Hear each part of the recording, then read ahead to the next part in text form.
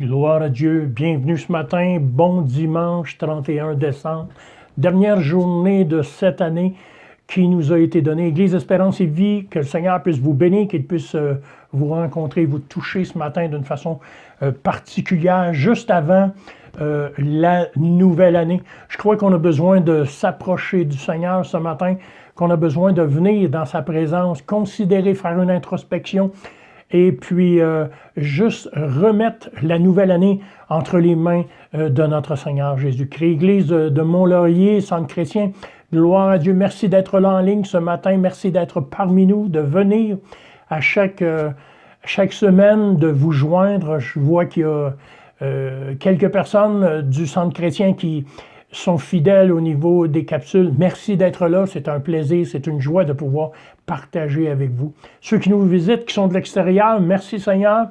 On est content de vous avoir parmi nous. Que Dieu puisse vous bénir d'une façon spéciale ce matin et qu'il puisse rencontrer tous vos désirs.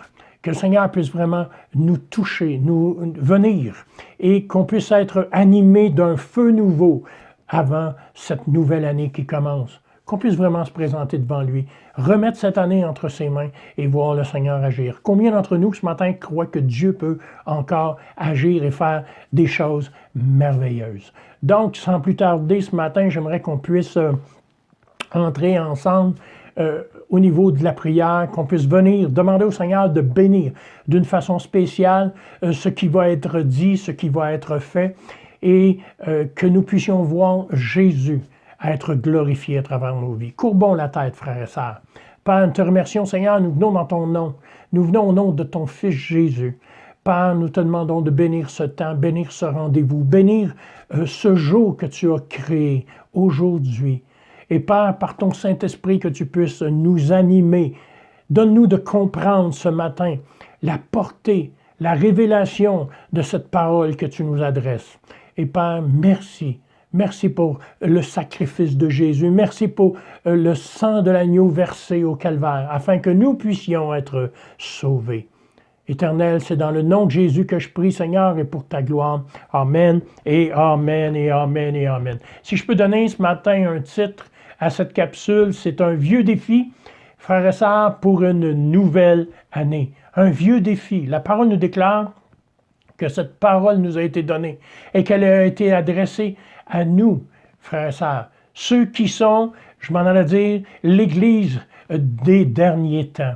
À travers toute l'histoire, frères et sœurs, nous pouvons voir Dieu agir et nous avons vu sa miséricorde s'exercer envers chacun de nous. Nous pouvons aussi constater la grandeur de son amour, du fait qu'il a donné son Fils unique, afin que nous soyons sauvés, chacun d'entre nous. Si nous acceptons le sacrifice de Jésus à la croix du Calvaire, la parole nous déclare que nous sommes réconciliés avec Dieu.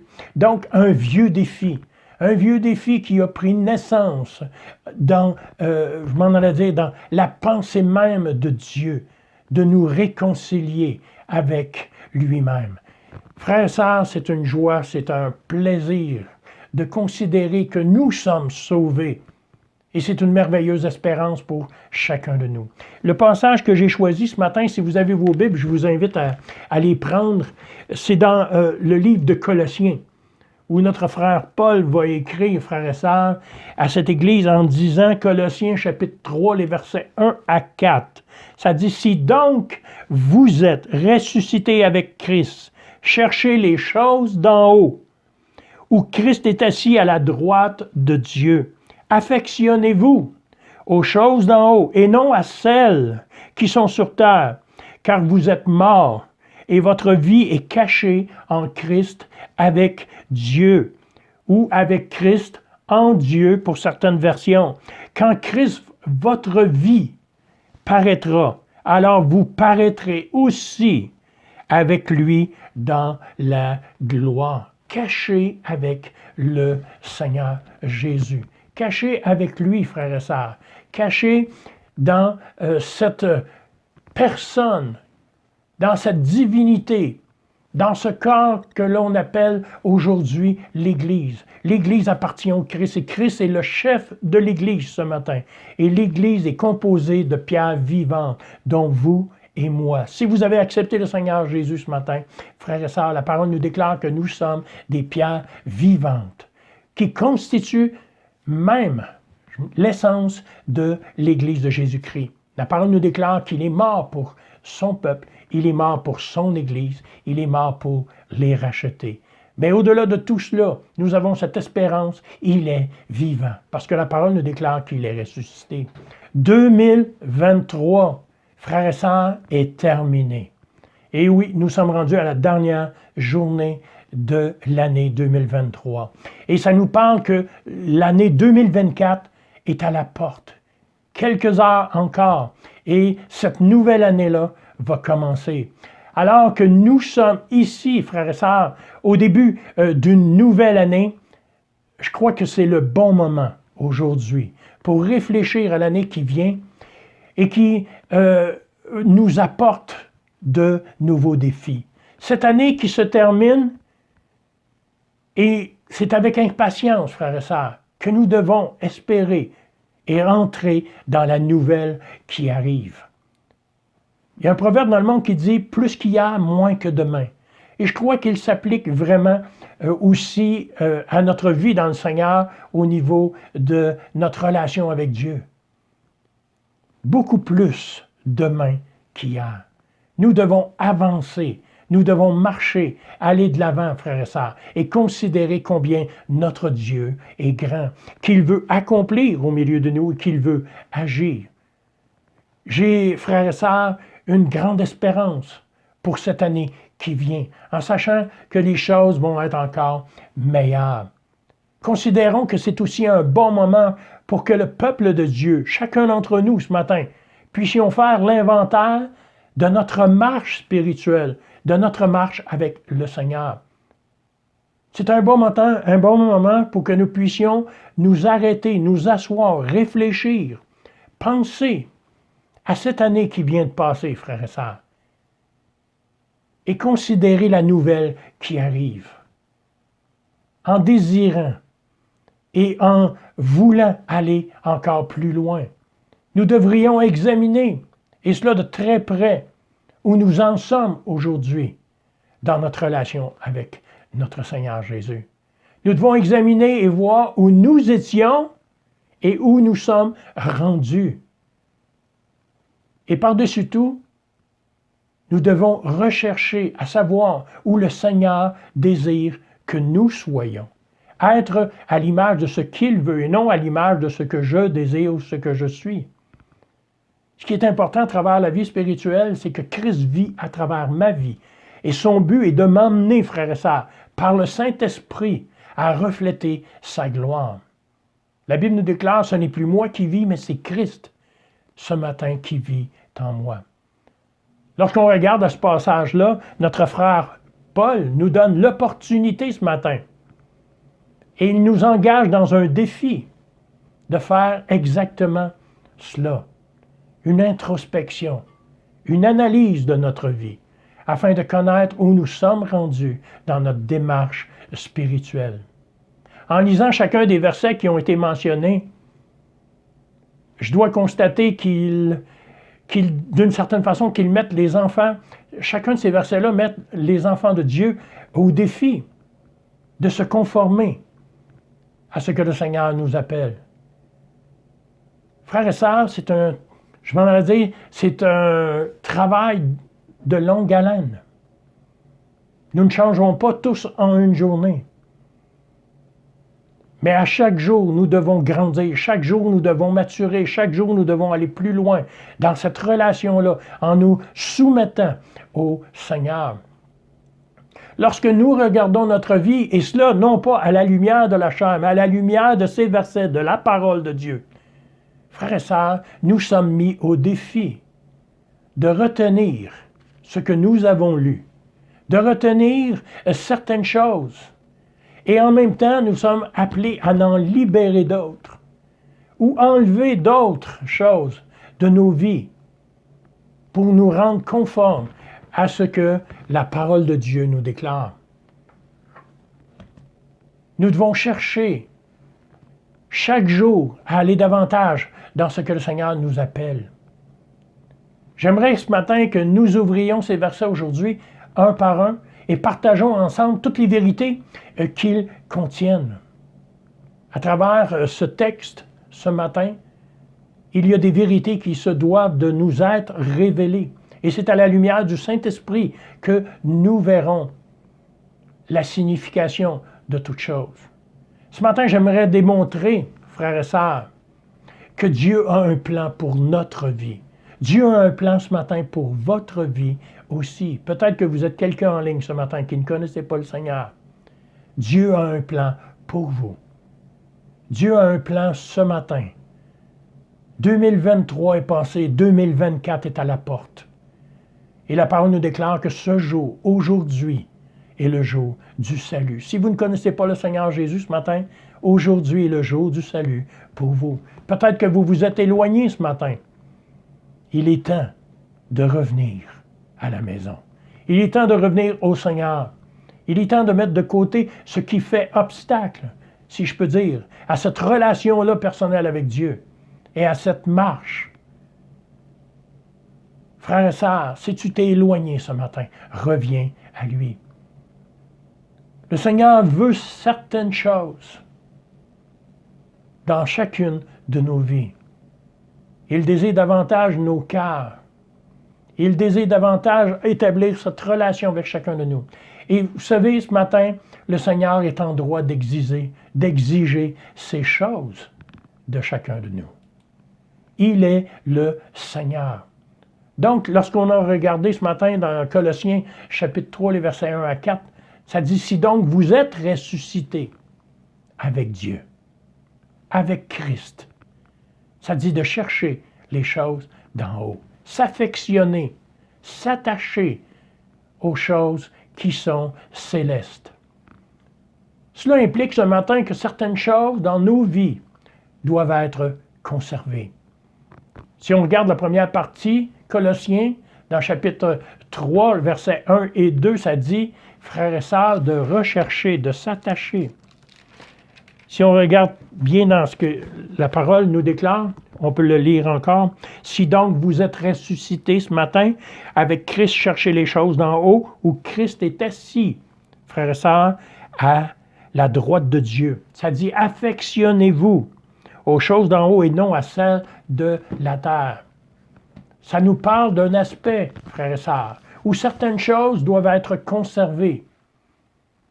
Sur le plan spirituel, Paul, frères et sœurs, nous dit qu'il existe des faits, qu'il existe quelques biens sur le plan spirituel qui sont précieux et auxquels nous ferions mieux de bien nous y accrocher. Nous devons avoir une prise de conscience ce matin sur notre fondation. Sur quoi sommes-nous fondés ce matin? Sur la chair? Sur la religion? Religion, lorsque je parle de religion quelconque. La Bible nous déclare que nous devons être fondés sur Jésus-Christ, le roc, celui qui ne bouge pas. Une fondation, frères et sœurs, qui déclare ce matin que Christ est mort, mais qu'il est aussi ressuscité. Nous devons rester attachés à Jésus aujourd'hui, frères et sœurs, afin de le voir agir dans chacune de nos vies. Le mot « si », souvent j'ai tendance à dire que le plus grand mot de la Bible reste et demeure encore le plus petit, qui est « si », parce qu'il est toujours, frères et sœurs, conditionnel. Le mot « si » n'est pas une déclaration de possibilité. C'est une déclaration, frères et sœurs, d'une réalité spirituelle. Il y a un « si », frères et sœurs, et au bout de ce « si », il y a une conséquence. Conséquence dans le sens de cette vie spirituelle qui nous est donnée ou qui nous est enlevée. Si nous restons attachés au Seigneur Jésus ce matin, nous verrons sa gloire. La parole nous déclare que si nous nous en éloignons, si nous le rejetons ce matin, nous sommes perdus. Paul va déclarer, puisque vous êtes ressuscités avec Christ. On parle d'un fait. On parle ici, frères et sœurs, d'une conviction qui doit être à travers nos vies, qui doit se manifester dans nos cœurs et qui doit nous garder fermes dans la foi. Avons-nous cette conviction ce matin que nous sommes ressuscités avec lui? Lorsqu'on lit ce passage, ça nous parle que Paul va nous affirmer l'état de notre position sur le plan spirituel. Nous sommes aussi ressuscités avec lui. Si nous sommes morts en lui, frères et sœurs, nous sommes aussi ressuscités en lui aussi. Lorsque Jésus-Christ, frères et sœurs, est mort au calvaire, lorsqu'il est monté à la croix du calvaire, chacun de nous qui a placé sa foi en lui est également mort aussi ce jour-là. Si nous renonçons ce matin à ce que nous sommes, si nous venons à lui et que nous lui cédons notre vie, frères et sœurs, nous sommes morts au péché. De la même manière qu'il est mort pour nous, frères et sœurs, à la croix du calvaire. Et de ce fait, nous sommes aussi ressuscités, car Jésus a vaincu la mort. Et nous sommes ressuscités avec lui. On peut voir ça dans Galates 2:20, ceux qui prennent des notes. Gloire à Dieu. Romains 6, les versets 1 à 11. Lorsqu'on regarde cette application dans un sens spirituel, nous sommes morts sous le châtiment et sous la puissance du péché. Lorsque Jésus est mort sur la croix pour chacun de nous, il est mort pour abolir, frères et sœurs, le péché dans nos vies. Si nous restons attachés à lui, il a vaincu la mort, il a vaincu le péché, frères et sœurs. Et par son sang, il nous a rachetés. Nous devons comprendre ce matin, et cela en regard du péché, que nous sommes morts. Si nous demeurons et restons fermement attachés à Jésus-Christ. Parce que je suis mort, je n'ai pas à craindre ce matin le châtiment ou la punition pour mes péchés. La Bible nous parle dans Romains 8:1, frères et sœurs, qu'il n'y a donc maintenant aucune condamnation pour celui qui est en Jésus-Christ. Le prix a été payé une fois pour toutes. Et s'il est mort, je suis mort aussi. S'il est ressuscité, je suis ressuscité aussi. Frères et sœurs, considérons ce matin que la croix du calvaire, la croix de Golgotha, est suffisante. Le sacrifice de Jésus à la croix, frères et sœurs, est suffisant ce matin. Il n'y a rien d'autre à ajouter. Cette croix, frères et sœurs, ce sacrifice de Jésus à la croix nous couvre ce matin de son sang. Et la parole nous déclare que nous sommes reçus dans sa présence. Parce que je suis mort en Jésus-Christ ce matin, j'ai été également libéré de la puissance du péché dans ma vie. À cause de Jésus-Christ. Romains 6,14, frères et sœurs. Je suis libre, libre d'agir, libre de marcher dans ses voies. Je ne suis plus esclave du péché, destiné, frères et sœurs, à la colère à venir. Nous sommes morts au péché, Colossiens 2,20. Et nous avons reçu cette liberté. Certainement, Paul nous mentionne, frères et sœurs, que notre liberté ne soit pas pour nous une excuse à persévérer dans la recherche du mal et du péché. Mais au contraire, nous sommes affranchis et nous avons cette liberté de pouvoir nous approcher du Seigneur. Paul nous rappelle, frères et sœurs, que nous avons également été ressuscités en Jésus. Et c'est cela qui est important ce matin. Nous sommes ressuscités en lui. Lorsque Jésus est ressuscité des morts, nous sommes également ressuscités aussi. Et nous avons, non pas dans cette chair, mais nous avons cette espérance que lorsque il va revenir, frères et sœurs, nous serons avec lui pour l'éternité. Quand Jésus s'est levé, tous ceux qui croiraient en lui se sont également levés.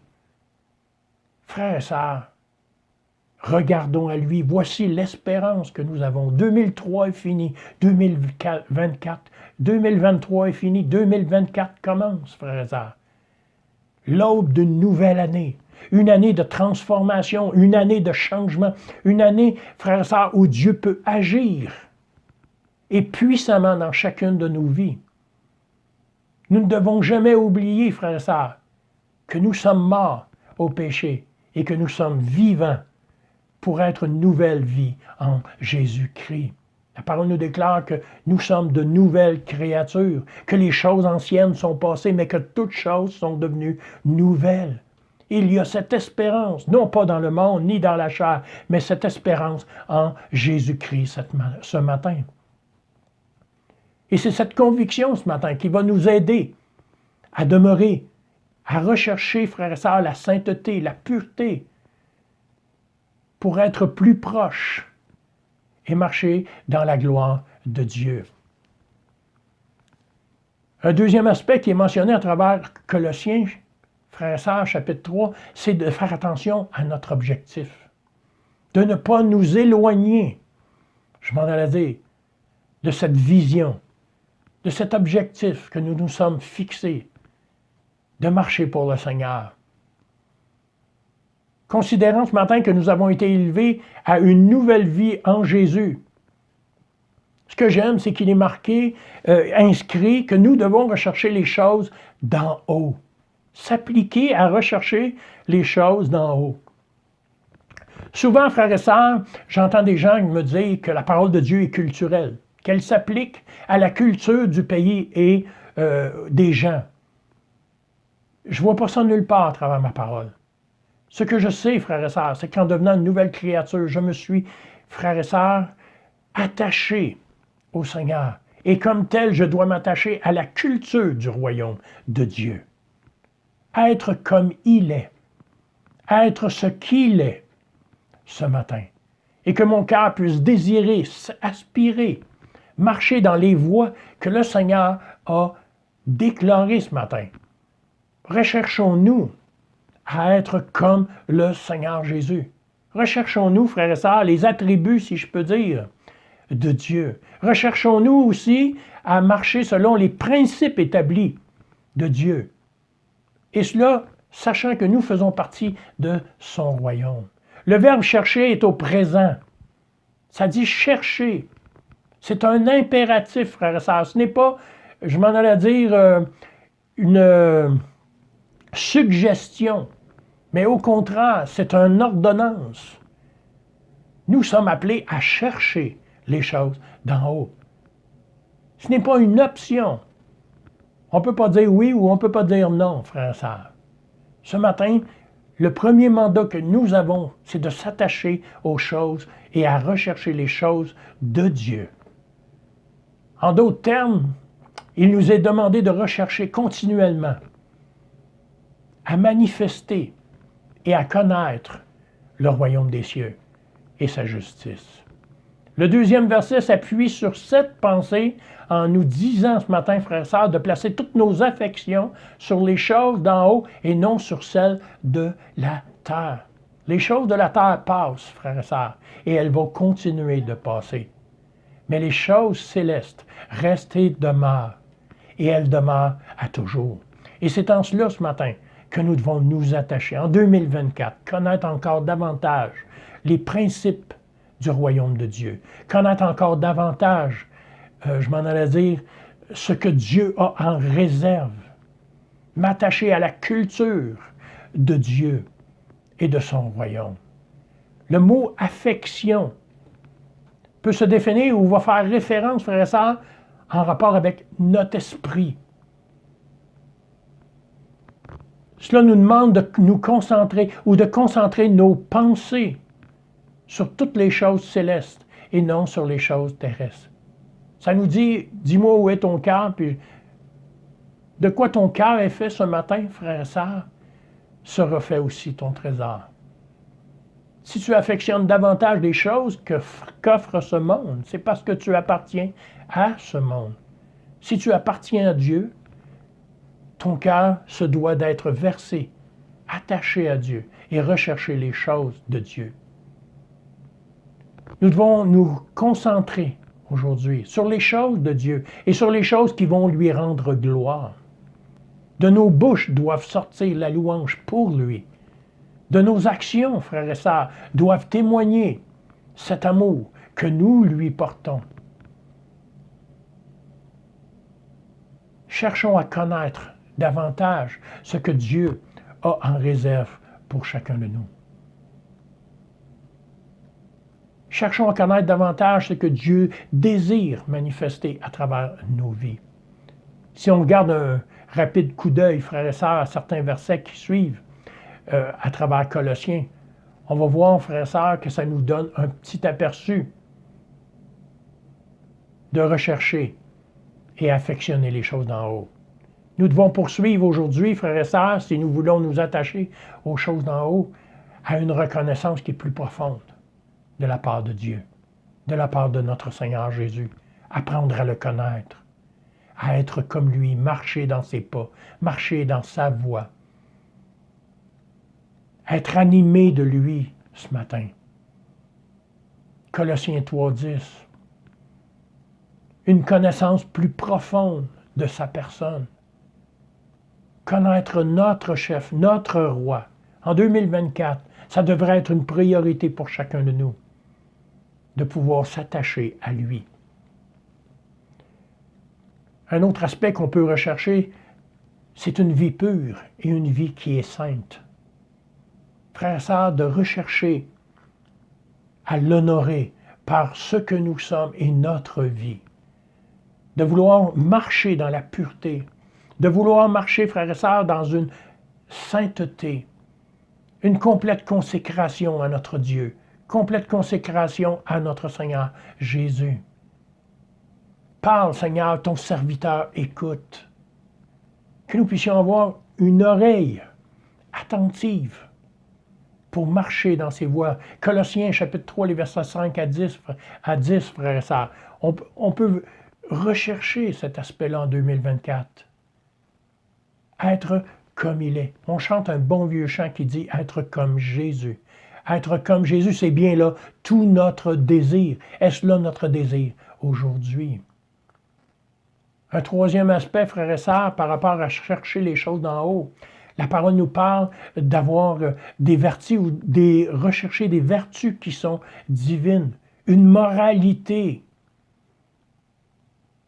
Ce qui me désole aujourd'hui, frères et sœurs, bien des fois, c'est de considérer que même au sein de ceux qui prétendent ou qui se disent chrétiens ce matin, certains ont une moralité très large.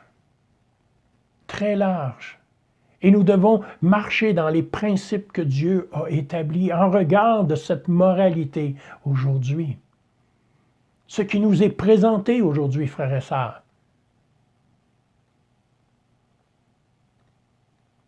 Cherchons à connaître, cherchons à marcher. Colossiens 3, les versets 12 à 17. Nous devons chercher une sainteté dans notre vie de tous les jours. Nous ne sommes pas chrétiens seulement, frères et sœurs, le dimanche matin. Et le lundi matin, nous devenons mondains comme tout le monde. Comme le monde aujourd'hui. Au contraire, notre vie de tous les jours, notre vie quotidienne, notre vie au sein de notre famille, notre témoignage auprès de notre épouse, de nos enfants ce matin, nous avons besoin de refléter et d'être l'image de Jésus-Christ à l'égard de ces gens-là dans notre vie de tous les jours. Nous devons rechercher une sainteté au milieu de notre vie sociale, d'être un témoignage parmi ceux qui nous regardent, qui nous entourent. En 2024, être davantage, être un témoignage de l'amour, de la grâce, de l'amour et de la grâce manifestée en Jésus-Christ. Colossiens chapitre 3, les versets 22. Frères et sœurs, chapitre 4, le verset 1. Rechercher les choses d'en haut implique une vie de prière qui est efficace. Une vie de prière qui est constante. Pas seulement une fois de temps en temps, ou une fois seulement lorsque j'en ai réellement besoin.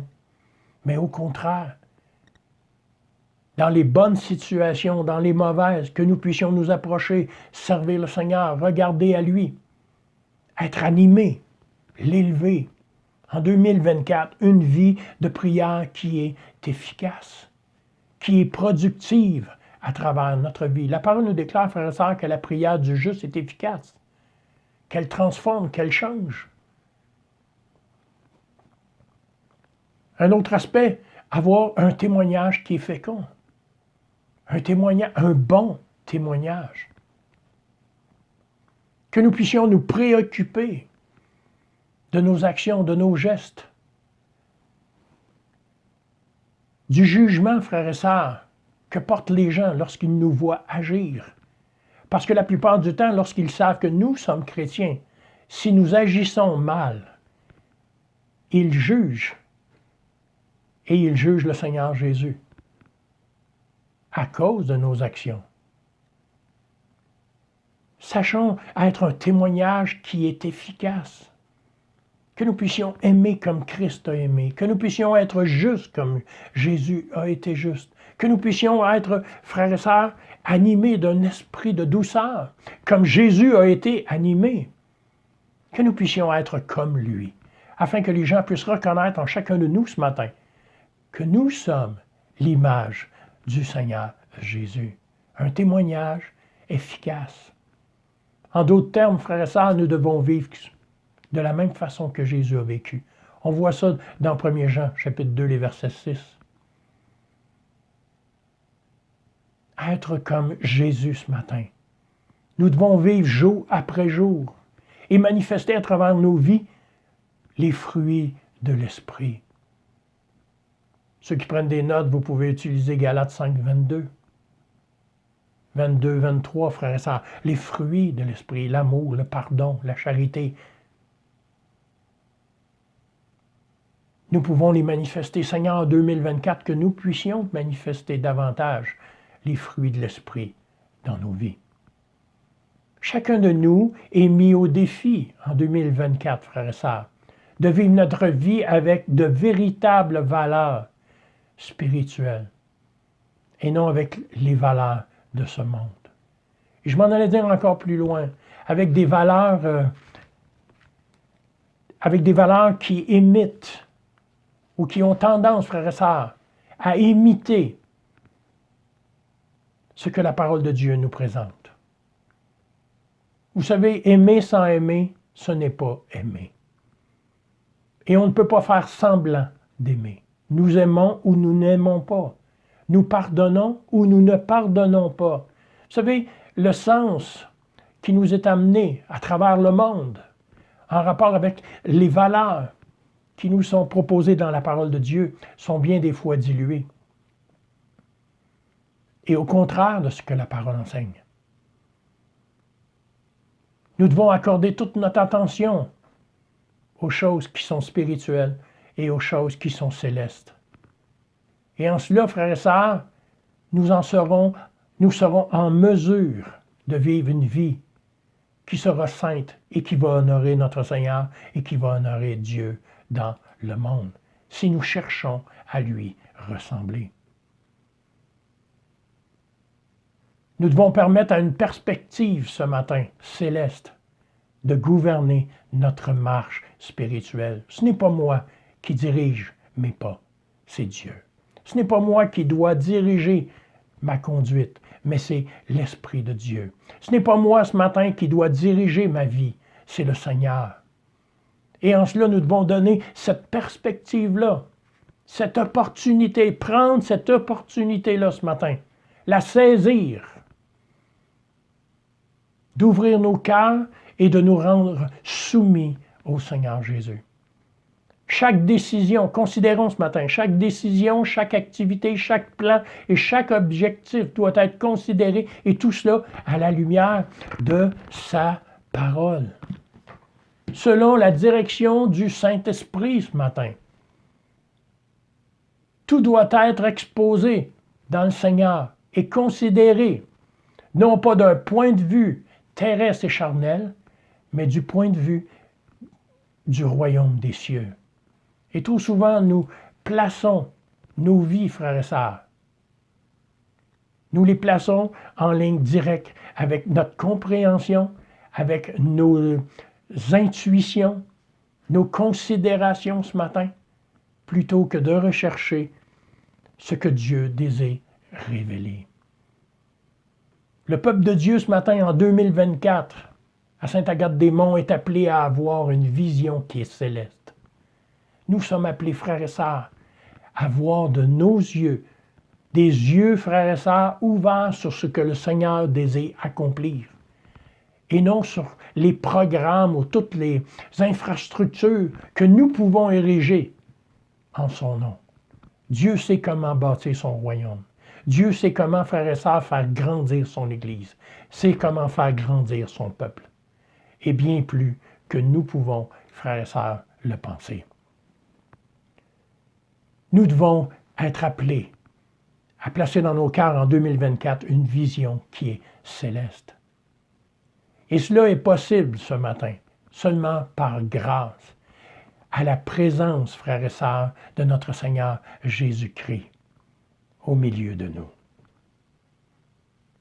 Cela est possible ce matin, que nous puissions être inondés du Saint-Esprit, inondés de sa puissance, inondés de sa présence, inondés, frères et sœurs, de son plan, ce matin, pour notre Église à Sainte-Agathe-des-Monts, à Mont-Laurier.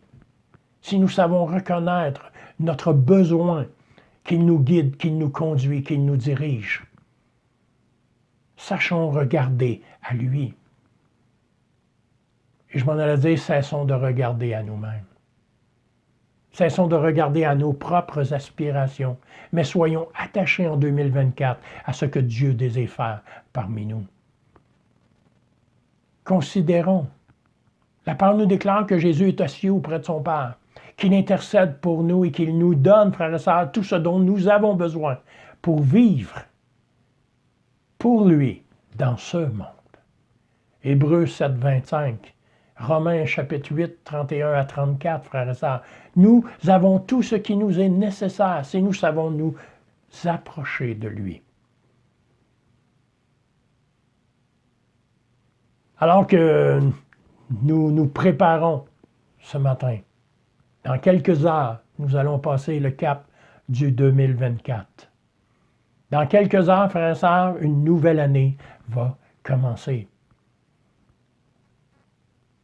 Que le Seigneur, que nous puissions laisser ouvrir nos cœurs, nous rendre soumis au Seigneur Jésus et que nous puissions réaliser notre besoin de sa présence au milieu de nous afin de grandir et d'aller plus loin. Que le Seigneur puisse nous aider à réaliser ce matin qui nous sommes et ce que nous avons en lui. Qui nous sommes et à qui nous appartenons. Que nous puissions prendre conscience ce matin de changer notre marche, et cela pour sa gloire. De marcher dans ses pas, de marcher tel il est, de marcher dans ce que Dieu désire manifester. Frères et sœurs, en terminant ce matin, ma prière pour chacun de vous en 2024 est que nous puissions voir Dieu se manifester encore davantage au milieu de nos vies, au milieu de nos cœurs. Ma prière, c'est que la bénédiction de Dieu puisse reposer, qu'elle puisse s'étendre sur chacun de vous. Que 2024 soit pour vous, frères et sœurs, une porte ouverte sur le céleste, une porte ouverte sur le miraculeux. Une porte ouverte sur une œuvre merveilleuse que Dieu veut accomplir dans vos vies.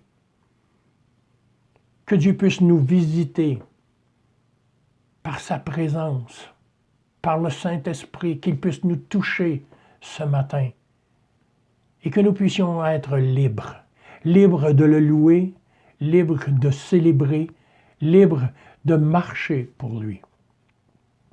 Dans cette ville, sachons reconnaître notre besoin aujourd'hui. Il y a un très beau passage qui nous dit, frères et sœurs, c'est mon peuple sur qui est invoqué mon nom ce matin. Prie, s'humilie, cherche ma face. La parole de Dieu nous déclare qu'il va guérir notre pays, qu'il va guérir le lieu où nous sommes. Que nous puissions nous humilier nous humilier ce matin, frères et sœurs, sous sa garde puissante. Venir à lui, reconnaître notre besoin d'être touché, rencontré par lui ce matin. Que nous puissions vraiment, frères et sœurs, demander à être inondés de ce qu'il est. Et soyons soumis à l'œuvre qu'il veut accomplir. Soyons réceptifs à l'œuvre qu'il veut faire dans nos vies. Et je crois que Dieu va faire un miracle à Sainte-Agathe-des-Monts, à Mont-Laurier en 2024. Je crois que Dieu va bénir au-delà de toutes nos aspirations, nos désirs, de tout ce que nous avons pu espérer. Et tout cela pour glorifier son nom. Sachons reconnaître. Et ce que j'aime, c'est la suite de ce passage qui nous dit « Mon oreille sera attentive à la prière qui sera faite dans ce lieu. » Frères et sœurs, Dieu n'est pas un Dieu sourd. Ce n'est pas un Dieu loin dans le ciel, indifférent, qui n'entend pas nos cris, qui n'entend pas nos prières, qui n'entend pas, frères et sœurs, notre détresse, mais au contraire, qui a une main tendue vers celui qui désire s'approcher de lui. Approchons-nous avec simplicité. Approchons-nous en sachant que Dieu est Dieu, que Jésus est Seigneur et que le Saint-Esprit agit encore aujourd'hui au milieu de nous. Notre espérance ce matin, frères et sœurs, est dans le fait que Jésus revient et qu'il revient bientôt. J'entends souvent des chrétiens aujourd'hui, frères et sœurs, découragés, qui vivent dans la crainte. La parole nous déclare, ne promène pas des regards inquiets, mais que tes yeux soient portés plus haut encore, davantage. Vois ton secours qui vient, et ce secours est l'Éternel. Je regarde vers les montagnes d'où me viendra le secours, et le secours me vient de l'Éternel. Frères et sœurs, nous avons cette espérance que 2024 soit une journée, une année, une semaine, un mois d'allégresse, frères et sœurs. Que nous puissions saisir avec foi les bénédictions que Dieu nous accorde. Et sachons regarder à lui. Église Espérance et Vie, mon cœur se réjouit ce matin pour chacun de vous. Je vous aime avec l'amour du Seigneur. Centre chrétien de Mont-Laurier, que Dieu puisse vous bénir. Je vous aime aussi. Ceux qui nous visitent, qui sont de l'extérieur, merci d'avoir été là ce matin. Mais avant de quitter, j'aimerais juste qu'on puisse courber la tête et qu'on puisse juste demander au Seigneur la bénédiction pour l'année qui vient. Courbons la tête, frères et sœurs. Père, nous te remercions, Seigneur, de tes bontés, ta grâce. Merci, Père, pour ton amour. Éternel, à l'aube de cette nouvelle année 2024 qui arrive, Père, Seigneur, que tu puisses nous toucher d'une façon spéciale. Père, que nous ne restions pas indifférents, Seigneur, mais au contraire, que nous puissions faire un point, que nous puissions faire une introspection dans nos vies. Regardez 2023. Seigneur, où nous avons manqué, nos faiblesses, mais aussi considérer nos points forts. Et Père, Seigneur, que nous puissions avoir dans le cœur le désir d'aller encore davantage plus loin en 2024.